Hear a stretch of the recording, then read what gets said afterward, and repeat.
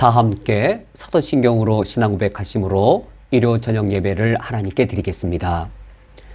전능하사 천지를 만드신 하나님 아버지를 내가 믿사오며 그 외아들 우리 주 예수 그리스도를 믿사오니 이는 성령으로 잉태하사 동정녀 마리아에게 나시고 본디오 빌라도에게 고난을 받으사 십자가에 못 박혀 죽으시고 장사한 지 사흘 만에 죽은 자 가운데에서 다시 살아나시며 하늘에 오르사 전능하신 하나님 우편에 앉아 계시다가 저리로서 산자와 죽은 자를 심판하러 오시리라.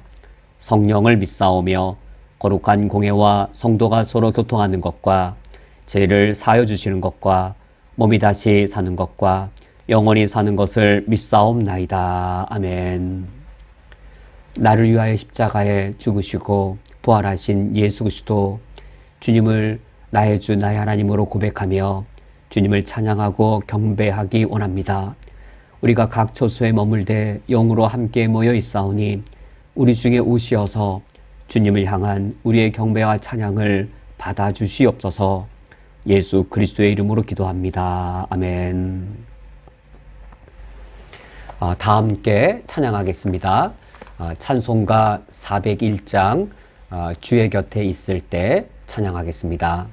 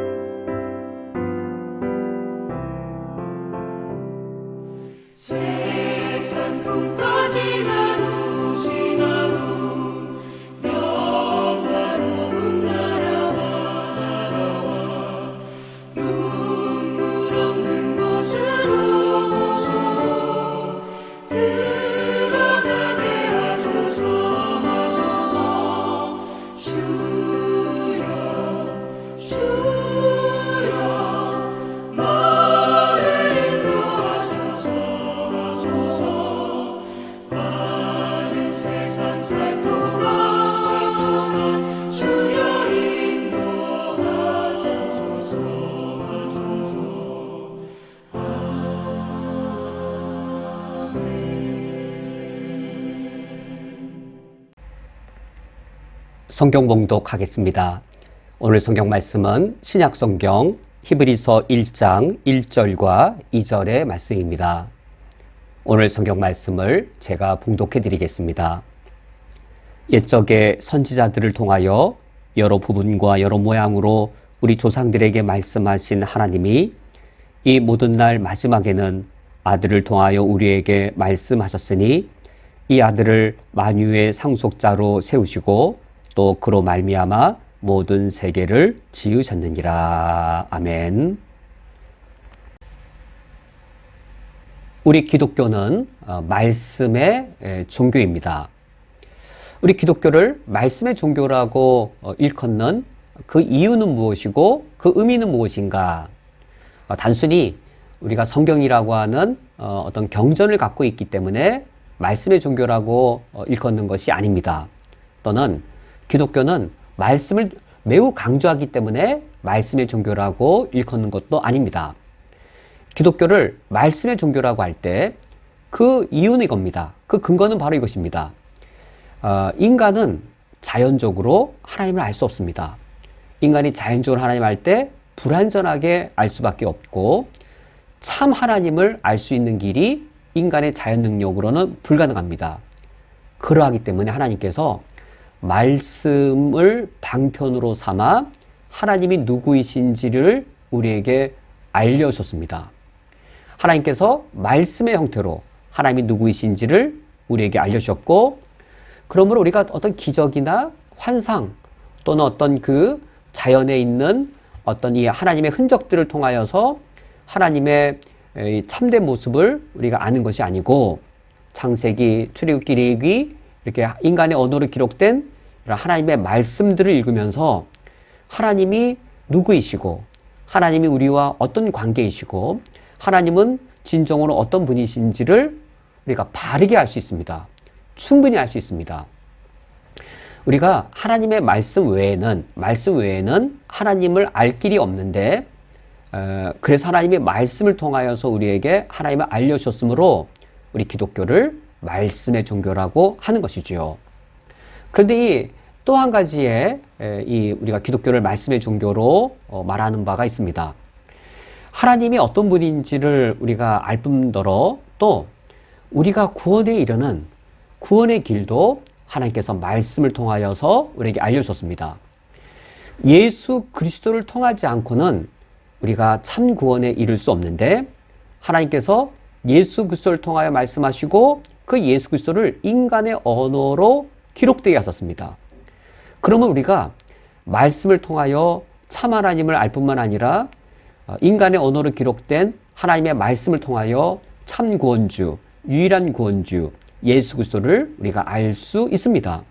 이처럼 말씀을 통하여서 우리가 하나님을 또 예수 그리스도를 바르고 또 온전히 충분히 우리가 구원에 이르기에 완전하게 알 수 있기 때문에, 반대로 이 말씀이 아니면 우리가 하나님을 바르게 알 길도 불가능하고 예수 그리스도를 알 길도 불가능하기 때문에 우리 기독교를 말씀의 종교라고 합니다. 단순히 기독교에 어떤 성경이라는 경전이 있기 때문에, 또는 기독교는 성경을 강조하기 때문에 단순히 말씀의 종교라고 하는 것이 아닙니다. 우리가 오늘 읽은 히브리서 1장 1절과 2절의 말씀을 보면 이제 우리 기독교가 말씀의 종교라는 사실을 아주 명확하게 알려주고 있습니다.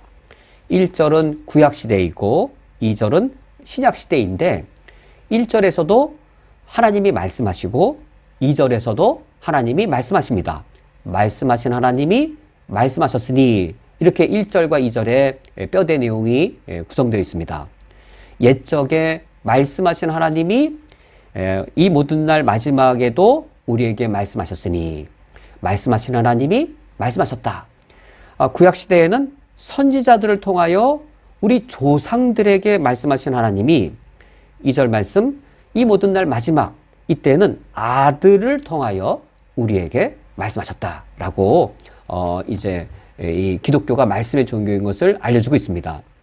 구약시대에 선지자를 통하여 말씀하신 것도 인간의 언어로 기록되었고, 예수님의 십자가와 또 이 부활을 통하여 이 아들을 통하여 말씀하신 그 모든 사실들도 인간의 언어로 이처럼 성경으로 기록되었습니다. 인간의 언어로 기록되었습니다. 우리가 하나님의 말씀하신 이 모든 바들을 그러므로 기록된 성경을 통하여 우리는 읽을 수 있습니다. 이러한 성경 말씀이 우리 기독교 신앙의 절대적인 기초가 됩니다.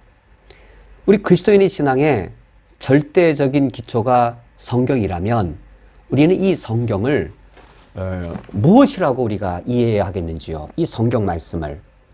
우리 성경 말씀은 인간의 언어로 기록되어진 하나님의 말씀입니다. 인간의 언어로 기록된 하나님의 말씀이라면 성경은 인간의 말입니까? 하나님의 말씀입니까? 인간의 언어로 기록되었으므로 성경은 인간이 쓴 인간의 말에 불과한 겁니까? 인간의 언어로 기록된 하나님의 말씀이므로 하나님의 말씀, 성경은 하나님의 말씀이라고 여겨야 하겠는지요? 하나님을 믿지 않는 분들은 성경은 인간이 썼으므로 인간의 이 종교적인 그런 이 서적에 불과하다라고 여깁니다. 하나님의 말씀을 여기지 않습니다. 왜냐하면 인간의 언어로 기록되었기 때문이라는 것이죠. 그러나 우리 그리스도인들은 인간의 언어로 기록된 하나님의 말씀이다. 그러므로 성경은 곧 하나님의 말씀이다라고 여기고, 인간의 언어로 왜 기록되었냐면 인간의 언어로 기록되어야 하나님의 말씀을 우리가 이해할 수 있기 때문입니다. 이를테면 같은 인간의 언어 중에서도 저는 전혀 불어를 못하는데 이 불어 서적을 읽으면 제가 읽을 수 없지요. 저와 같이 불어를 전혀 못하는 사람이 불어 서적의 내용을 이해할 수 있으려면 누군가가 한국어로 번역해 주어야 알아들을 수 있습니다. 이 불란서 사람이 불어 그 자체로 말하면 저는 알아들을 수가 없습니다. 하나님께서 하나님의 언어 그 자체를 우리에게 말씀해 주시면 아무리 하나님이 말씀하셔도 우리는 하나님을 알아들을 수 없는 것이죠. 하나님의 말씀이되 그 하나님의 말씀이 인간의 언어로 기록되어 우리에게 주어졌기 때문에 우리가 하나님의 말씀을 인간의 언어의 과정을 통과하면서 하나님의 말씀을 알아들을 수 있게 되었습니다. 이런 우리에게 성경은 하나님의 말씀입니다. 성경이 하나님의 말씀이라는 사실을 왜 강조할까요? 특히 현대 시대를 살아가는 우리 그리스도인들은 견고하고도 확실한 태도를 취해야 됩니다. 성경은 하나님의 말씀이다라는 이 견고한 태도를 반드시 취해야 됩니다.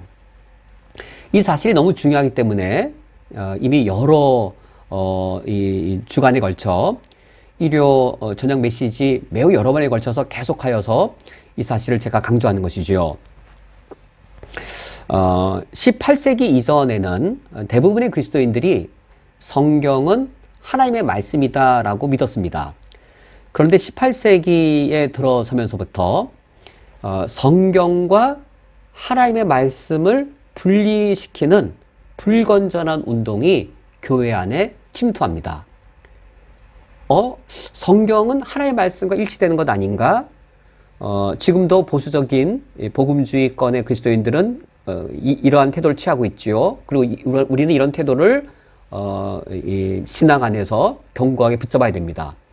성경은 당연히 하나님의 말씀과 일치된다라는 이것이 18세기 이후에 성경과 하나님의 말씀을 분리시킵니다. 성경이 하나님의 말씀이다라고 말하는 것을 주저하는 그리스도인의 수가 늘어나서 19세기, 20세기, 그리고 21세기가 되었을 때에는 소수로 시작했던 이 불건전한 운동이 이제는 상당히 많은 다수에게 강력한 영향을 미치고 있습니다. 그래서 이제는 성경이 하나님의 말씀이다라고 말하는 것 대신에 이렇게 말하는 것이죠. 그분들은 성경 안에 하나님의 말씀이 있다라고 태도를 바꾸어 성경 전적으로 성경이 하나님의 말씀인 것이 아니라 성경에 하나님의 말씀인 부분이 있다로 입장을 바꾸게 됩니다. 그러면 성경 안에 하나님의 말씀이 있다면 어디까지가 하나님의 말씀이고 무엇은 하나님의 말씀이 아닌가? 그것을 이제 분해내고 잘라내고 분석하는 일들을 시도하는 것이죠. 이것은 매우 불건전한 일입니다. 그러면 우리는 어떻게 성경은 하나님의 말씀이다라고 단정짓는 것인가요? 그것에 대한 교리가 바로 성경의 성령의 영감입니다. 우리가 아주 여러 주 전에 성령의 영감에 대해 우리가 이미 다룬 적이 있는데, 성령의 영감이라고 하는 것이 바로 인간의 언어 안에 하나님의 말씀이 완전하게 담기게 한 것, 그 방식이 바로 성령의 영감입니다. 우리가 김소월의 진달래꽃이란 시를 과연 불어로 또는 영어로, 이태리어로 완전하게 번역하는 것이 가능할까요? 우리 한국인만의 독특한 정서, 김소월의 아름다운 그 시의 정서를 완벽하게 담아내서 프랑스어로, 이태리어로 번역하는 것, 영어로 번역하는 것, 불가능한 일입니다. 같은 인간의 언어 안에서도 다른 언어로 이 완전하게 감정이나 뜻과 정서를 담아내는 것이 불가능하다면 과연 하나님의 말씀을 인간의 언어 안에 담게 함으로 우리 인간이 알아들을 수 있게 하는 것, 그것이 가능할까요? 그것이 가능하도록 하게 하신 방식이 바로 성령의 영감입니다. 성령의 영감이 그러므로 하나님만이 하실 수 있는 이 최대의 기적에 속하는 것이죠. 하나님의 아들이 인간의 존재가 되어지는 성육신만큼의 기적이 바로 하나님의 말씀이 인간의 언어인 성경이 되도록 하신, 인간의 언어로 기록되게 하신 바로 이 기적, 같은 수준, 같은 차원의 그런 신비의 기적입니다. 프랑스어나 불어를 한국어에 담아낸다는 것 불가능한 일인데, 이걸 뛰어넘어서 하나님의 말씀이 인간의 언어에 완전하게 담기게 함으로 인간의 언어를 읽음으로써 하나님의 말씀을 인간이 완전하게 들을 수 있게 하시는 것, 인간의 언어로 하나님의 말씀이 완전하게 담김으로 이 하나님의 말씀이 성경이다, 성경 안에 하나님의 말씀이 있는 것이 아니라 성경이 하나님의 말씀이다라고 우리가 단적으로 말할 수 있게 된 것, 그것이 바로 성령의 영감입니다. 우리가 오늘 과연 이 성령의 영감이 무엇인지에 대해 우리가 살펴보고자 합니다. 성령의 영감에 대해 우리가 구체적으로 좀 더 세밀하게 살펴보는 목적은 영감 자체가 무엇인지를 알려고 하는 것이라기보다도 성령의 영감에 의해 성경은 하나님의 말씀이다라는 이 결론을 우리가 더 확실하게 붙잡기 위함인 것이죠. 성령의 영감에 의해 인간의 언어로 기록된 성경이 완전한 하나님의 말씀이다 라는 이 아주 중요한 우리 신앙의 내용을 우리가 더 견고하게 붙잡기 위함입니다. 이처럼 성경이 성령의 영감에 의한 것이라면 여기에서 이어져 나오는 두 가지 중요한 귀결되어지는 결론이 있습니다. 첫 번째 말씀을 맺으면서 성령의 영감에 의해 두 가지 아주 중요한 파생되어지는 두 가지 결과가 있습니다. 이 성경이 하나님의 영감으로 기록되어서 하나의 말씀이라면 성경의 권위는 누구의 권위와 동일한 권위를 갖는 책이 되겠는지요? 플라톤의 책은 플라톤만큼의 권위가 있습니다. 아인슈타인의 책은 아인슈타인만큼의 이 권위를 갖고 있습니다. 아무런 학이나 아무런 경험도 없는 사람이 어떤 책을 썼다면 그 책은 우리가 아무런 권위를 인정하지 않습니다. 성령의 영감에 의해 완전한 하나의 말씀으로 기록된 것이 성경이라면 성경의 권위는 곧 하나님의 권위가 됩니다. 이 첫 번째 아주 중대한 사실이 되어집니다. 두 번째, 이것이 하나님의 말씀이 인간의 언어 안에 담겨서 하나님의 권위를 갖고 있는 서적이 되어진다면 이 성경은 이 성경의 무오성, 성경의 오류 없음, 성경은 오류가 없는 무오한 진리의 선언이 됩니다. 이 중대한 결론이 파생되어져 나옵니다. 성경의 영감에 의해 하나님의 권위를 지닌 이 성경 말씀, 그러나 이 안에는 오류가 전혀 없는 말씀이어서 하나님께서 우리를 구원할 수 있는 절대적인 진리를 선포하시는 말씀, 우리 구원을 위한 절대적 진리의 말씀이 되는 것이죠. 이제 오늘 말씀을 통해서 그러면 성령의 영감이 무엇이며, 그리고 성령의 영감에 의하면 이 책은 오류가 없는 책인데, 그러나 우리가 성경을 읽을 때 이러저러한 오류가 있는 것처럼 보이는 것들이 있습니다. 과연 성령의 영감은 무엇이며, 그리고 성령의 영감에 의해 왜 이 성경에는 오류가 없는 것인가? 성경에 오류가 보이는 것처럼 우리가 여겨지는 것들은 과연 어떤 면에서 우리가 해결해야 될 사실인가? 이에 대하여 계속하여 살펴보도록 하겠습니다. 그러면 성경의 영감에 관하여 살펴보도록 하겠습니다. 성경이 기록될 때 대략 한 40여 명의 사람들이 성경을 기록하는 일에 하나님의 쓰임을 받았습니다. 모세로부터 비롯되어서 이사야, 예레미야, 호세야, 또 다윗이라는 인물, 또 우리가 또 신약 시대에 이르러서는 또 바울, 또 베드로, 요한 등 여러 인물들이 성경을 기록하는 것에 어떤 기자로서 하나님의 쓰임을 받았습니다.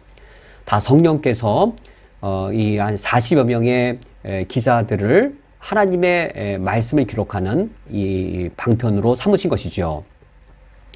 대략 그 기간은 대략 한 1500년 정도에 걸쳐집니다.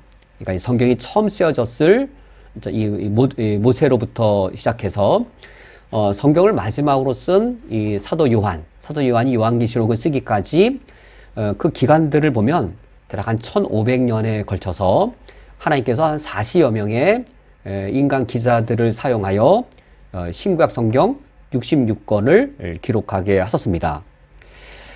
성령께서 그 1500년이라는 그 긴 기간, 그리고 40여 명의 다양한 사람들, 이 다양한 사람들의 직업을 보면 왕도 있었고, 솔로몬이나 다윗과 같은 왕도 있었고, 또는 이 베드로나 요한처럼 어부도 있었습니다. 누가와 같은 경우는 직업이 의사였고, 마태의 경우는 직업이 이 세리였습니다. 사도 바울은 이 바리새파에 속한 율법 학자였지요. 이처럼 다양한 직업에, 다양한 이 신분에, 다양한 성격을 갖고 있는 사람들을 통하여서 하나님께서 이 성경을 66권으로 기록되게 하셨는데, 하나의 성경을 이루고 있습니다. 하나의 성경을 이루고 있는데 이 40여 명의 사람들이 동시대 사람들도 아니고 1500년에 걸쳐서 흩어져 있습니다. 제일 빠른 사람이 모세이고 제일 늦은 사람이 요한입니다. 모세가 성경을 쓸 때 가장 마지막에 쓸 요한을 염두하면서 쓸 수가 없는 것이죠.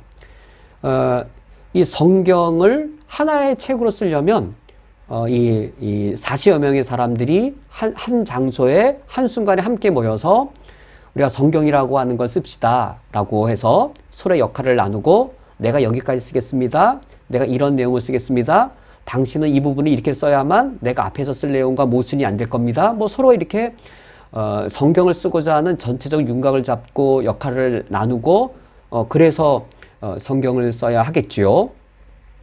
오늘날에도 이제 영화라든지 드라마를 이 작가 한 사람이 쓰기보다 이제 여러 명의 작가가 같이 이 극본을 쓰는 걸 회의하고 만들며 쓰지요.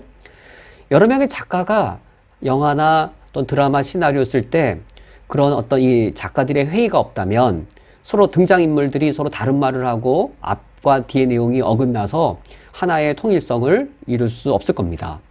근데 성경을 보면 1500년에 걸쳐 40여 명의 사람들이 한 번도 한 자리에 모여 함께 의논한 적도 없음에도 불구하고 성경 전체를 읽어보면 이것이 하나의 방향을 가지고 일목요연하게 하나의 목적을 향해 강하게 성경이 쓰여져 나간 것을 우리가 확인하게 되어집니다. 안 읽어보면 모르겠지만 성경을 읽어보면 보이는 것이죠. 성경이 왜 하나님의 말씀이냐라고 공격하던 사람들도 성경을 읽어보면 그 길밖에 없죠. 성경을 읽어보는 길 외에는 그러므로 하나님의 말씀이구나라는 것을 확인할 수 있는 최고의 방법은 없습니다. 왜냐하면 1500년에 걸쳐 40여 명의 사람들이 한자리에 한 곳에 모여 서로 의논한 적이 없음에도 불구하고 성경의 완전한 통일성을 갖춘 것을 우리가 볼 수 있는 것이죠. 40여 명의 사람들은 기자에 불과했고, 그러니까 라이터, 쓰는 기자에 불과했고, 이 40여 명의 이 기자들, 그들을 하나의 방향으로 하나의 주제로 통일성 있게 쓰도록 하신 한 분의 저자가 있는데 바로 성령 하나님이십니다.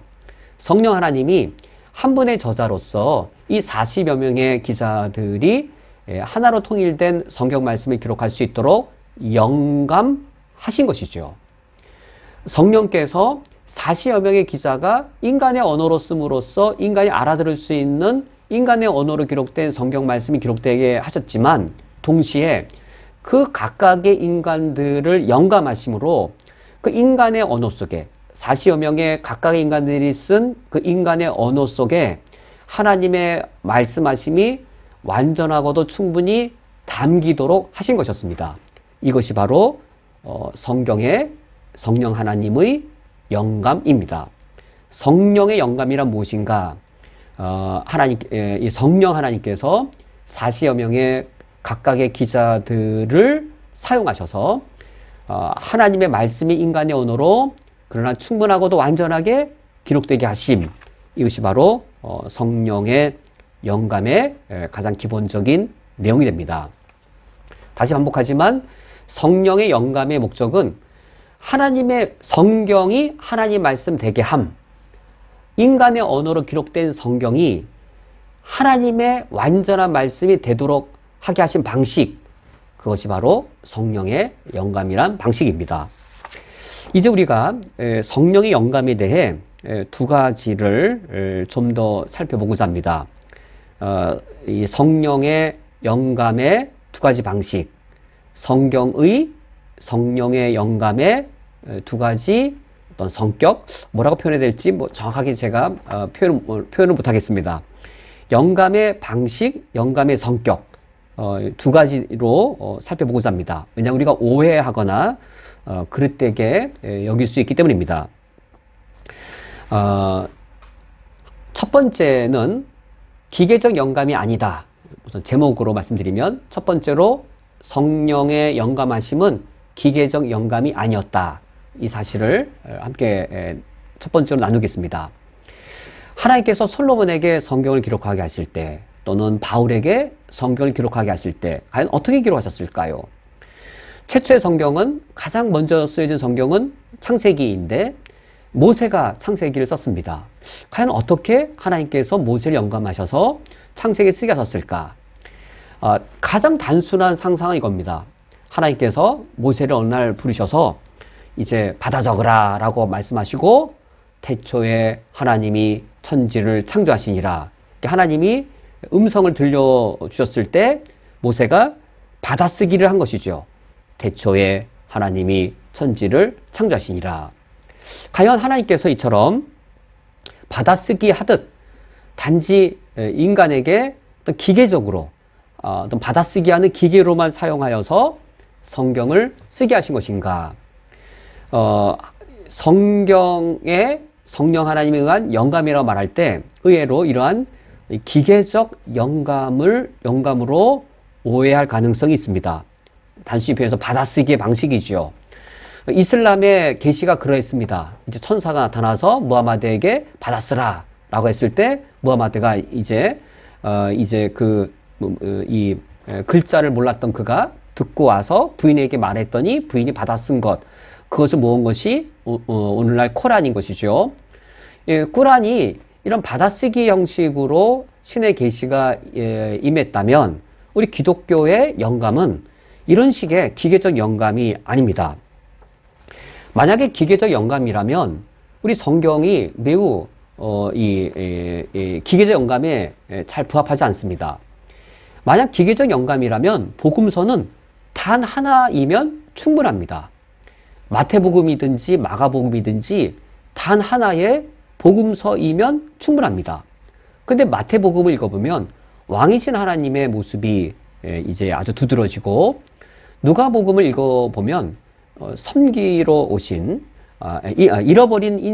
잃어버린 이 양떼를 찾아오신 그 이 목자의 모습이 두드러지고 마가복음을 읽어보면 섬기러 오신 이 예수의 모습이 두드러지지요. 요한복음을 읽어보면 예수님이 인간이 아니라 단순히 인간이 아니라 인간이시되 완전한 하나님이신 그 사실이 두드러집니다. 복음서를 읽어보면 각각의 색깔들이 있습니다. 마태복음을 읽어보면 마태의 색깔이 드러나고 마가복음을 읽어보면 마가의 색깔이 드러납니다. 왜? 이 각각의 복음서에 그 저자의 색깔들이, 저자의 인격적 특성들이 담기게 되었을까요? 마가복음은 이 기록할 때 대상이 로마인이었습니다. 마가는 이 베드로의 제자인데 베드로가 로마에서 사역을 주로 중심되게 했었죠. 그러한 이 베드로 사역의 중심지였던 로마인들을 대상으로 하여서 마가가 이 마가복음을 기록하였고, 이런 마가복음에는 마가의 특징들이 듬뿍 담겨 있습니다. 역동적이고, 그리고 이 속도가 대단히 빠르게 이야기가 진행되는 것이 마가복음의 특징입니다. 곧 즉시로 이런 부사어도 많이 사용되어지고, 마가복음의 장면들은 빨리빨리 진행이 되어집니다. 그렇다 보니 마가복음을 읽어보면 예수님의 설교가 별로 없습니다. 아주 역동적이고 아주 심플하고 강하고, 그래서 로마 사람들에게 적합합니다. 다혈질이고 어떤 행동파인 로마 사람들에게 아주 적합한 그런 마가복음에는 이런 마가의 독특성들이 담겨 있습니다. 근데 마가복음보다 후대에 쓰여진 마태복음을 읽어보면 속도가 이렇게 빠르지 않습니다. 왜냐하면 대상이, 마태는 누굴 대상으로 썼냐면 유대인들을 대상으로 하여 썼기 때문입니다. 읽는 대상이 서로 다른 것이죠. 여기에는 마태의 특징들이 많이 담겨 있는데, 마가복음하고 마태복음을 비교해 보면 마가복음과 마태복음의 공통된 부분이 상당히 많습니다. 어휘나 문장이 공통된 부분이 많습니다. 그런데 마태복음에서는 예수님의 설교가 풍성하게 담겨 있습니다. 마가복음에서 이를테면 예수님께서 가르치시니라 라고 하고 넘어갈 부분을 마태복음은 무엇을 가르치셨는지 길게 말씀을 가르치시고 말씀을 선포하시는 것이죠.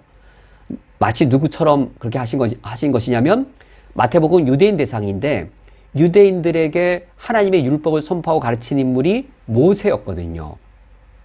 마태복음을 읽어보면 예수님을 모세로 연상시킬 만한 그런 모세의 권위를 갖고 있는 율법의 선포자로서의 그런 모습들을 부각시키는 마태의 특징이 마태복음에 있습니다.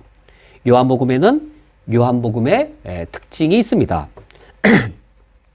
이것을 볼 때에 성경이 단순히 그냥 기계적으로 받아 적게해서 적힌 것이 아님을 알 수 있습니다. 하나님께서 마태, 마가, 누가, 요한 복음서 쓰게 하실 때 그 4명의 복음서 기자들의 어떤 교육이라든지 또는 지식이라든지 경험한 것이라든지 또는 그들이 성장했던 문화적 배경이라든지 그 모든 것들이 다 활용되어져서 마태는 마태의 특징이, 누가는 누가의 특징이 있도록 각각의 복음서들이 쓰여지도록 하셨습니다. 이것을 무엇이라고 말하냐면 기계적 영감이 아닌 유기적 영감이라고 말합니다. 성경이 기록될 때 우리가 모세오경을 읽어보면 모세오경의 저자의 특징이 있고, 이사야서를 또는 이 호세아서를 각각의 각각의 구약의 성경들을 읽어보더라도 그 성경이 쓰여질 때 하나님 사용하신 이 저자들의 특징들, 인간적이고 인격적인 그런 특징들, 능력들, 그것들이 그들이 쓴 성경 안에 배어져 나오도록 그것을 활용하여서 기록하셨습니다. 이것이 바로 유기적인 영감입니다. 우리가 성경을 이해할 때 기계적으로 하나님이 받아쓰기를 하신 것처럼 오해하면 우리가 성경을 우리가 이해할 때 충분하고도 바른 이해에 우리가 도달할 수 없습니다. 그런데 우리가 유기적 영감을 말할 때 한 가지 더 염두할 게 있습니다. 중요한 사실입니다. 유기적 영감, 하나님께서 성경 기자의 이 내면의 여러 특징들, 지식이나 경험이나 문화적 배경들, 그것들을 충분히 활용하여 사용하셨다면 유기적 영감, 그건 과연 어떤 걸 말할까? 누가가 누가복음을 쓰려고 책상 앞에 앉았습니다. 과연 어떻게 썼을까요? 유기적 영감이라는 방식으로 과연 어떻게 썼을까요? 혹시 누가가 누가복음을 쓰려고 할 때 자신이 직접 본 내용도 있겠지만 자신이 직접 보지 못한 예수님의 역사하심들이 있다면 어떻게 기록했을까요? 누가의 귀에 환상처럼 음성이 들리거나 환상의 어떤 장면으로 눈에 보여서 누가가 직접 목격하지 않은 내용들을 기록했을까요? 누가복음은 누가가 다 보고 직접 경험한 것, 직접 예수의 말씀을 듣거나 그가 눈으로 본 기적들을 기록한 것일까요? 사복음서를 읽어보면 사실 이 저자가 기록한 모든 내용들, 모든 말씀들을 다 보고 기록했다라고 말하기 어렵죠. 마가가 마가복음을 기록할 때, 누가가 누가복음을 기록할 때, 물론 그들이 직접 예수의 말씀이나 기적을 본 적도 있겠지만 그들이 직접 보고 듣지 않은 것까지도 복음서 안에 기록되었다면 과연 유기적 영감, 과연 어떤 것일까?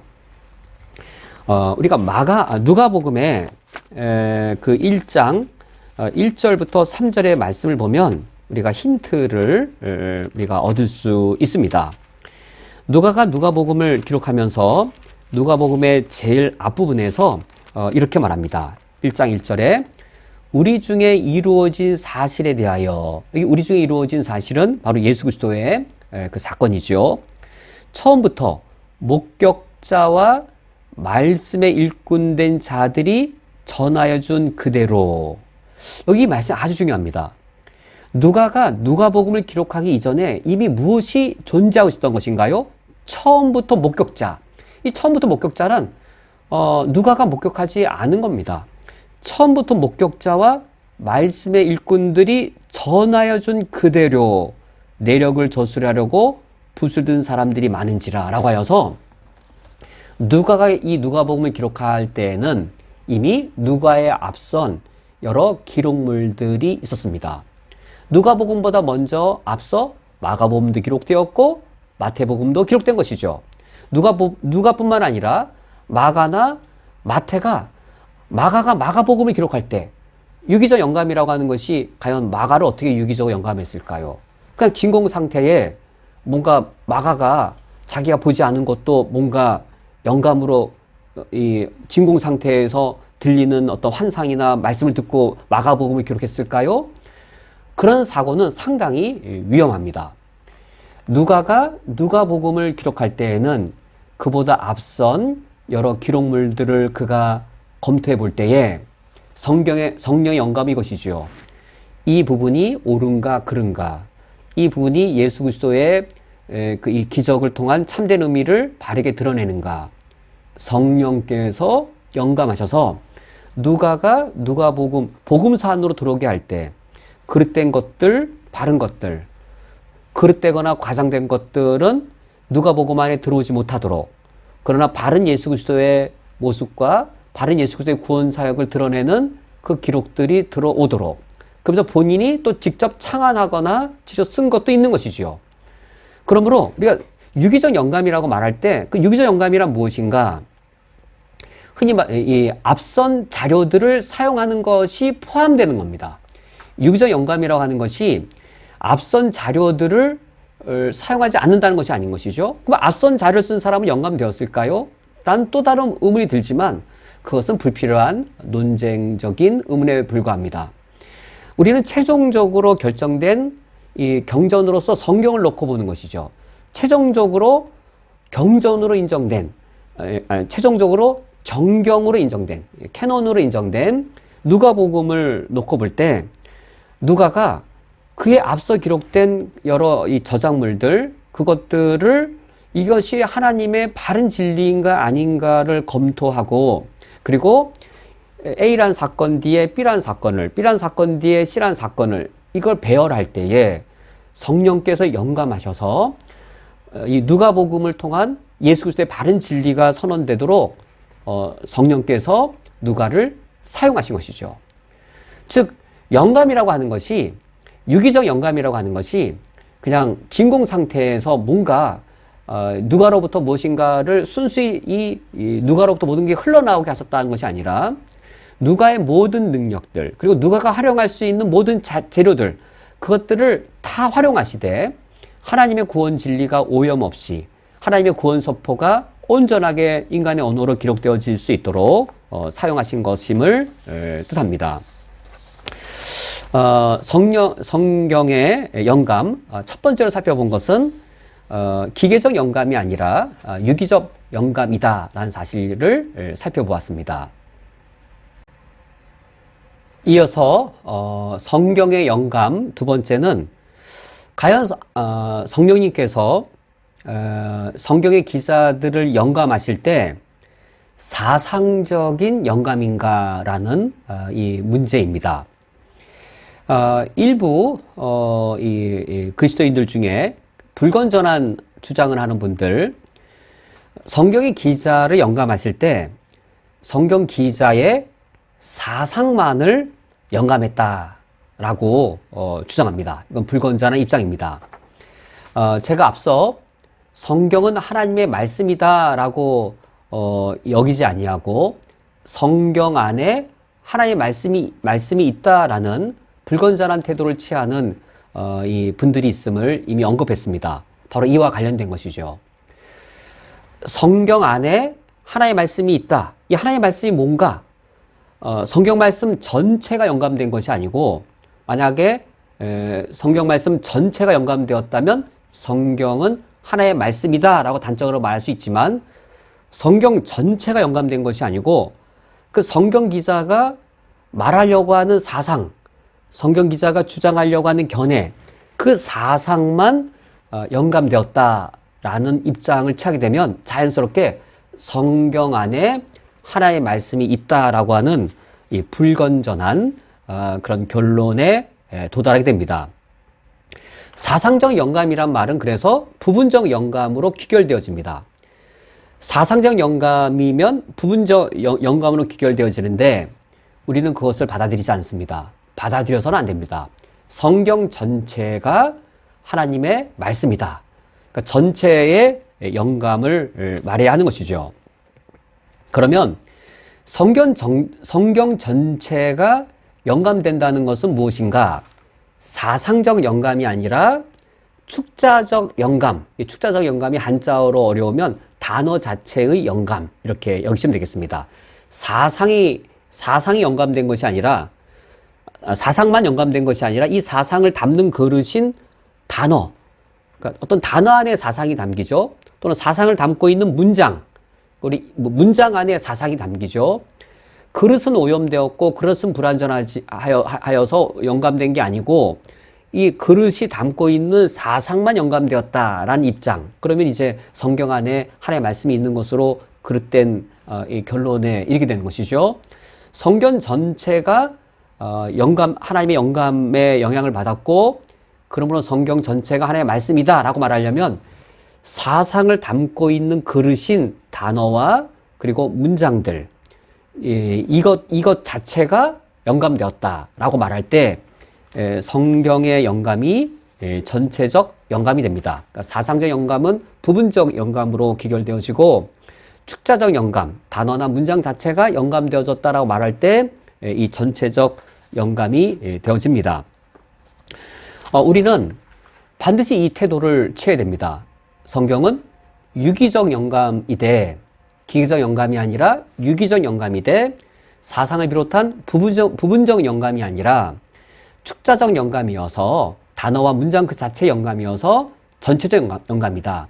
유기적 영감, 축자적 영감이어서 성경 전체가 하나님의 말씀이다라는 입장을 우리가 취해야 되겠습니다. 이러한 이 입장을 취하게 될 때, 그러니까 성경 전체가 하나님의 말씀이다, 사상만 영감된 것이 아니라 이 축자적으로 영감되었다라고 이 전통적으로 보수적인 복음주의적인 입장을 취하게 될 때 여러 공격들을 받게 됩니다. 성경 안에 하나님의 말씀이 있다란 말은 무엇을 또 내포한 말일까요? 성경 안에 하나님의 말씀이 있다란 말은 성경 안에는 다양한 오류들이 있음을 전제합니다. 성경 안에 사상적으로는 오류가 없지만 과학적으로는 오류가 있다, 역사적으로는 오류가 있다, 문화적으로는 오류가 있다란 말을 사상적으로는 오류가 없다라고 말한 것이기 때문입니다. 성경 안에 과학적 오류, 성경 안에 도덕적 오류, 성경 안에 역사적 오류, 성경 안에 문화적 오류들, 이런 많은 오류들이 성경 안에 있는데 어떻게 성경을 하나님의 말씀이라고 말할 수 있느냐? 지금 우리가 진화론을 비롯한 현대과학이 있는 이 눈으로 성경을 읽어보아라. 성경 안에 얼마나 많은 과학적 오류가 있느냐? 오늘날 인권이 발달된 우리 시대에 도덕성과 문화 수준으로 한번 성경을 보아라. 문화적으로 여성 차별이 있고 도덕적으로 매우 부당한 일들, 아담이 일부 자처죄를 행한다든지 여러 부당한 일들이 있는데 성경 안에 이처럼 부도덕한 일들, 오류들, 그릇된 일들이 있는데 어떻게 이런 오류를 갖고 있는 성경을 통으로 하나님의 말씀이라고 말할 수 있느냐? 그럴 수 없다. 오직 성경은 사상만을 영감한 것이어서 이것은 오류가 없지만, 그래서 성경 안에 하나님의 말씀이 담겨 있을 뿐이고 성경 전체를 하나님의 말씀, 하나님의 오류가 없는 말씀이라고 말할 수 없다라고 그릇된 불건전한 입장을 취하고 있습니다. 우리는 절대로 이런 사상적인 영감, 부분적인 영감, 이 입장을 취하여서 성경의 오류를 허용하는 입장을 받아들여서는 안 되겠습니다. 그러면 그러니까 성경의 어떤 축자적인 영감, 성경의 전체적인 영감을 말하면 지금 말한 이런 오류가 있다라고 하는 공격들을 받게 될 터인데, 그러면 이 성경의 오류에 대해 우리는 어떤 입장을 취해야 되는가? 이 분량의 내용들이 상당히 많아서 우리는 오늘 일부만 살펴보고 다음 주에 이어서 오늘 미처 다 살펴보지 못한 내용들을 이어 살펴보도록 하겠습니다. 가장 이제 이 강력하고도 영향력을 선명하게 미치는 것은 과학적인 부분입니다. 성경 안에 과학적 오류가 있다라는 그런 주장입니다. 정말로 성경을 읽을 때 과학적 오류가 있을까요? 성경 안에 과학적 오류가 있는 것처럼 보이는 것에 대해 과학적 오류가 있다라고 말하는 것이 과연 타당하겠는지요? 과연 어떻게 여겨야 하겠는지요? 성경 안에 과학적 오류가 있다라고 하는 것에 대해 그릇된 대처가 있습니다. 창세기 1장을 읽고 이제 진화론에 근거하여 성경은 과학적 오류가 있다라고 이제 이 말하는 분들, 주장하는 분들에 대항해서 창조과학회에서는 반대로 말합니다. 성경은 과학적으로도 옳다라고 반대로 말합니다. 둘 다 틀리죠. 창세기 1장을 읽고 창세기 1장을 읽어보니 과학적으로 오류다라고 말하는, 그러므로 성경은 창세기에 창조라고 하는 사상만 영감된 것이지 창세기의 과학적 부분은 오류다라고 말하는 그 분들도 잘못된 것이고, 창조과학회에서처럼 성경은 과학적으로도 오류가 없다, 창세기 1장 과학적으로도 옳다라고 주장을 하는 그것도 옳은 태도가 아닙니다. 단순히 표현해서 성경이 어떤 책인지에 대한 학문적 지식의 결여, 학문의 결여, 그 결여에 의하여 그와 같이 무모하거나 또는 부당한 주장을 하는 것이죠. 창세기 1장을 읽어놓고 이게 과학적 오류가 있다라고 말하는 그분들의 주장도 결코 옳지 않습니다. 창세기 1장이 과연 그런 시각으로 접근한 것이 가능한가? 그건 장르를 오해한 것이 되어집니다. 장르 오해에 근거한 어떤 인문학 지식이 부족한 것이죠. 창세기 1장을 읽고 인문학이 부족할 때 이것이 과학적으로 옳다, 과학적으로 틀리다라고 하는 그런 정말 성경을 그런 차원으로 봐서는 안 되는데 장르의 오해, 장르를 잘못 적용한 그런 이 오류를 둘 다 똑같은 차원의 오류를 범하고 있는 겁니다. 창조과학회가 범하는 오류만큼이나 성경은 과학적으로 틀리다라고 말한 분들, 그분들도 창조과학회만큼이나 지식의 부족함의 오류를 범하고 있는 것이죠. 만약 그분들의 말이 맞다면 이런 주장도 해야 됩니다. 창세기 1장을 읽어보면 하나님이 이렇게 행하십니다. 1장 3절에 하나님이 이르시되 빛이 있으라 하시니 빛이 있었고, 하나님이 말씀을 하시네요. 빛이 있으라. 하나님 말씀을 하시네요. 근데 어떻게 말씀하셨냐면 빛이 있으라라고 말씀하셨습니다. 히브리어로 말씀하셨습니다. 히브리어로 빛이 있으라라고 말씀하셨습니다. 정말 이것을 기계적 영감으로 그렇게 여겨서 기계적인 영감 자체가 기계적으로 여겨진 것처럼 해석한다면 축자 영감 자체도 기계적으로 이 축자 영감이 된 것으로 해석한다면 정말로 하나님이 우리 인간처럼 입도 있고 입도 가지고 계시고 정말로 히브리어로 빛이 있으라 말씀하신 겁니다. 히브리어가 이 당시 있을까요? 창조과학회처럼 이 성경을 해석하면 또는 창조과학회의 반대 입장에서 성경은 과학적 오류가 있다라고 하시는 그 분들의 논리대로 성경을 읽으면 정말 하나님은 입도 있고 그때 말씀도 히브리어로 말씀하신 것이어야 타당한 것이 됩니다. 실제로 그래서 아주 소수이지만 최초의 언어는 히브리어였다라고 주장하는 분들조차 있습니다. 성경보다 더 성경적이면 이단입니다. 우리는 성경만큼 성경적이어야 됩니다. 성경보다 더 성경적인 것은 인문학 지식이 부족해서 그처럼 얼토당토한 주장들을 하는 것이지요. 뿐만 아니라 창세기 1장의 마지막을 보면 1장 31절에 하나님이 지으신 그 모든 것을 보시니 보시기에 심히 좋았더라. 하나님이 눈도 있으셔서 눈으로 뭔가를 보시는 건가요? 하나님이 입도 있어서 말씀도 하시고 하나님에게 눈도 있어서 무엇인가를 보시나요? 창세기 2장으로 가서 보면 하나님께서 이제는 눈과 입만 있는 것이 아니라 손도 갖고 계십니다. 2장 7절에 여호와 하나님이 땅의 흙으로 사람을 지으시고, 하나님이 손도 있어서 흙을 가지고 이렇게 빚으시나요? 창세기 1장과 창세기 2장이 또 정면 충돌됩니다. 2장에서는 입으로 인간을 창조하셨는데 2장에서는 손으로 창조하십니다. 어떤 게 진짜인가요? 그래서 성경은 두 개의 창조 기사가 있었는데 두 개 섞였다느니 1장에 엘로힘을 섬기는 신이 있었고 2장에 여호와를 섬기는 신을 섬기는 두 종교가 있었는데 하나가 혼합되었다느니 축자적 영감을 기계적으로 주장을 하다 보면 성경의 영감을 이처럼 기계적으로 주장하다 보면 그래서 보수적인 것이 정말 옳은 진리를 지키는 것처럼 잘못 오해하면 오히려 우리 참된 신앙을 지키려고 하는 사람들의 자기 모순에 빠지게 돼서 오히려 성경이 성경되지 못하는 것으로 되게 되고 성경의 오류를 공격하는 사람들 앞에 어떤 이 위험에 직면하게 되는 겁니다. 굳이 그렇게 성경의 영감을 굳이 그런 식으로 옹호하고 변할 필요가 전혀 없습니다. 창세기 1장에 과학적 오류가 있는가라고 말할 때 우리는 과학적 오류가 있다 없다의 차원과 무관한 차원에서 창세기가 쓰여졌다라고 말하는 것이 가장 상식적이고 가장 합당한 방편이 되어집니다.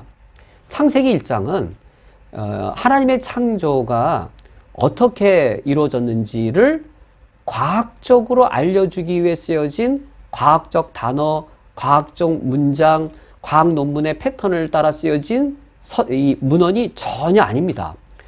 과학적으로 쓰여지지 않았습니다. 과학적 의도를 갖고 있지도 않았습니다. 창세기 1장은 과학 문서가 아니라 하나님의 창조에 대해 모든 시대에 모든 사람들이 알아들을 수 있도록 하나님의 창조가 무엇인지를 과학적이지 않은 비과학적인 차원에서 쓰여진 문헌인 것이지요. 이것이 장르로는 그 당시에 신화란 장르로 기록되었습니다. 신화라고 하면 신화란 사실이 아닌 이야기, 신화란 역사적이지 않은 이야기, 우리가 그렇게 오해하는데 오늘날 신화란 용어는 그러나 창세기가 처음 쓰여졌을 때는 역사적 사건을 신화의 장르로 표현을 합니다. 신화를 역사적으로 받아들이는 것이지 어떤 사실을 표현할 때 역사적으로 표현한 것이죠. 피카소가 인물화를 그렸습니다.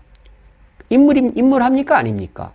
피카소가 인물화를 그렸을 때 그 인물에 실존 인물이 있습니까? 없습니까? 우리가 만약에 인물화를 사진처럼 찍은 정밀화여야만, 사실적으로 기록한 어떤 정밀화여야만 인물화라고 말할 수 있을까요? 마치 축자적 영감을 기계적으로 이해하면 인물화란 정밀하다, 사실적으로 묘사한 정밀하다, 마치 사진을 찍는 듯이 기록해야만 인물화다라고 주장하는 것과 동일한 오류를 범하게 되는 겁니다. 피카소가 추상화를 그리면서도 인물화를 그린 것이죠. 피카소가 추상화를 그렸을 때 우리는 피카소가 그린 그대로 코의 모습이 그럴 것이고 눈의 모습이 그럴 것이라고 여기지 않습니다. 뒷모습이 앞으로도 나와 있잖아요. 우리는 피카소가 추상화를 통하여서 무엇인가를 나타내려고 한다는 것을 알아들을 뿐만 아니라 또 무엇을 우리 인정하죠? 피카소의 인물화에는 모델의 실존 인물이 있다라고 우리는 믿고 그게 사실인 겁니다. 우리가 오늘 창세기 1장을 장르가 신화다라고 말하면 역사적 사건을 부인하네? 그게 아닌 것이죠. 역사적 사건으로서의 하나님의 창조를 모든 시대의 모든 사람들에게 그 창조의 의미가 무엇인지를 알려주기 위해 그 당시에 가장 적합하였던 장르인 신화의 장르로서 그리고 신화적 언어로서 이 표현들을 한 겁니다. 신화적 표현이니까 하나님이 말씀을 하는 겁니다. 신화적 표현이니까 하나님이 손으로 이렇게 이 토기를 빚듯이 사람도 빚어내는 겁니다. 이걸 읽을 때 정말로 그 당시 사람들은 하나님이 입이 있어서 말을 한다든지 히브리어로 말했다든지 그런 식으로 알아듣지 않지요. 하나님 정말 손으로 이렇게 빚어서 토기 만듯이 사람을 만들었다고 그렇게 믿지 않지요. 신화적 표현의 그 어휘를 문자 그대로 받아들이지 않습니다. 이것은 사상적 영감을 말하는 것과도 다른 것이지요. 창세기를 읽을 때는 그 장르에 맞추어서 읽을 때 그 의미가 일어납니다. 그런데 이러한 신화의 이야기를 신화적 장르로 기록된 것을 읽으면서 진화론을 주장하는 일부 사람들이 창세기는 과학적으로 오류다, 진화론과 틀리다라고 말하는 그들의 입장도 잘못된 것이고, 창조과학회에서처럼 아니야, 이건 과학도 입증될 수 있어 라고 시도하는 것조차도 부당한 주장이 되어집니다. 성경에 정말로 이 과학적인 부분들 오류가 있을까? 간단히 하나만 더 예를 들면 이러합니다. 우리가 구약 성경을 읽을 때 해 뜨는 데부터 해 지는 데까지 하나님을 아는 이름들이 알려지게 될 것이고, 해 뜨는 데부터 해 지는 데까지 이 열방들이 하나님께 나올 것이다 라고 하는 그런 예언들이 있습니다. 해 뜨는 데부터 해 지는 데까지 과학적으로 옳은 표현인가요? 과학적으로 이것도 오류인가요? 해 뜨는 데부터 해 지는 데까지 사실 해가 뜨지 않습니다. 과학적으로 보면 지구가 돌고 있습니다. 해는 고정되어 있습니다. 만약에 그것이 과학 논문이라면 과학 논문에서는 해 뜨는 데부터 해 지는 데까지라고 표현해서는 안 되는 것이죠.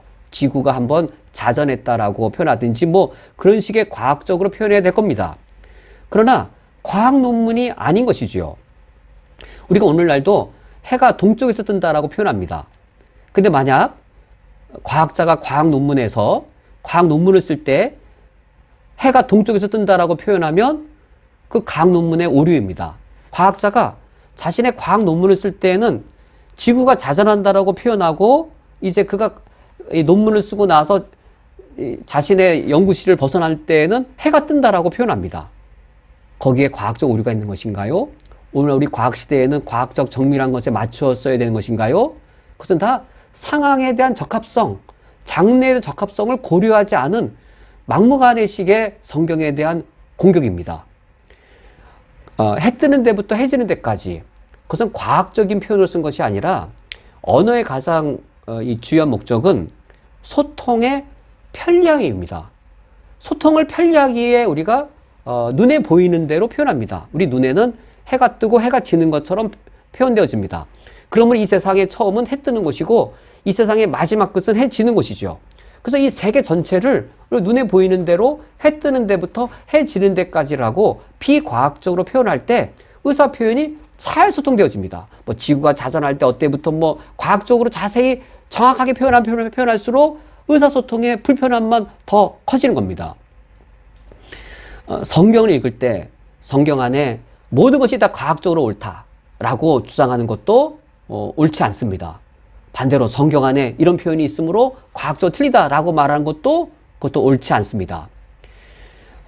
성경이 무엇을 의도하고 무엇을 말씀하시려고 하는지를 우리가 성경만 특별하게 여기는 것이 아니라 우리가 일상의 언어, 일상의 문헌을 다루듯이 성경을 읽어보면 과학적으로도 성경은 오류가 없습니다.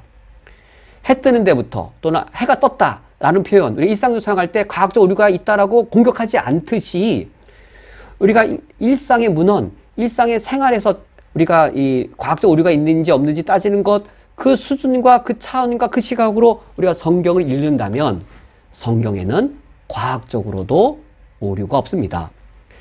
우리가 다음 일요 채플 메시지에서는 성경의 영감의 그 결과인 이 성경의 이 오류 없음, 과연 그것은 어떤 내용들인지를 계속해서 살펴보고 성경의 영감에 쓰여진 이 성경 말씀은 인간의 권위가 아니라 하나님의 권위를 지닌 그런 권세 있는 말씀이라는 사실들을 다음 주 일요 예배 말씀을 통하여 더욱더 살펴보도록 하겠습니다. 오늘 말씀 맺도록 하겠습니다. 우리 기독교는 말씀의 종교입니다. 말씀이 우리 기독교 신앙의 전체를 지탱하고 있습니다.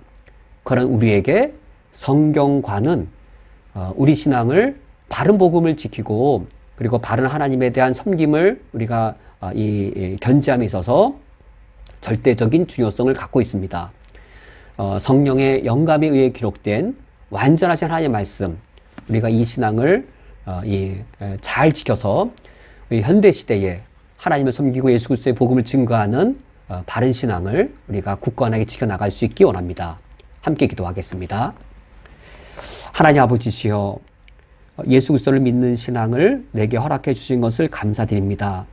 그러나 내가 믿고 있는 이 진리는 나만 믿을 것이 아니요 후대에 물려주며 계승해야 될 영원한 진리입니다. 이 진리의 말씀이 내게서만 진리로 멈추는 것이 아니라 이 다음 세대까지 이 진리가 보존케 되기 위하여서는 올바르고 건강하고 바른 성경관의 그 진리의 지킴이 유지함이 필요하오니 우리가 바른 성경관을 잘 지키며 바른 성경관을 잘 후대에 물려줄 수 있게 해 주옵소서. 예수 그리스도의 이름으로 기도합니다. 아멘. 다 함께 주기도로 오늘 예배를 폐하겠습니다. 하늘에 계신 우리 아버지여, 이름이 그렇게 여김을 받으시오며 나라가 임하시오며 뜻이 하늘에서 이루어진 것 같이 땅에서도 이루어지이다. 오늘 우리에게 농한 양식을 주시옵고 우리가 우리에게 죄 지은 자를 사하여 준 것 같이 우리 죄를 사하여 주시옵고 우리를 시험에 들게 하지 마시옵고 다만 악에서 구하시옵소서. 나라와 권세와 영광이 아버지께 영원히 싸움나이다. 아멘.